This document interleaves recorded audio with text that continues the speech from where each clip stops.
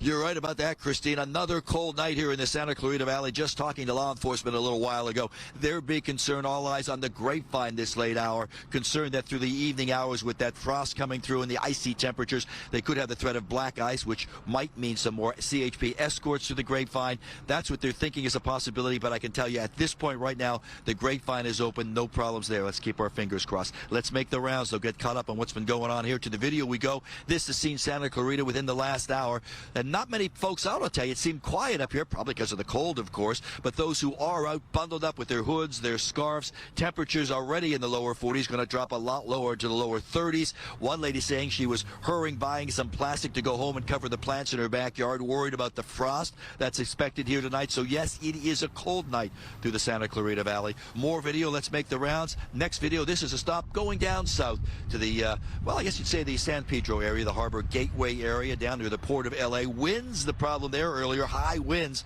so much so a lot of concern for the 18-wheelers that drive around there through the port or the Vincent Thomas Bridge, and high-profile vehicles. There was a concern that they could be blown over. That's how strongly the winds were blowing there earlier, but luckily they have tapered off the last couple of hours. One more stop when you talk about this crazy, wacky weather through the Southland. That means we're going to go to the mountains, and yes, that means snow.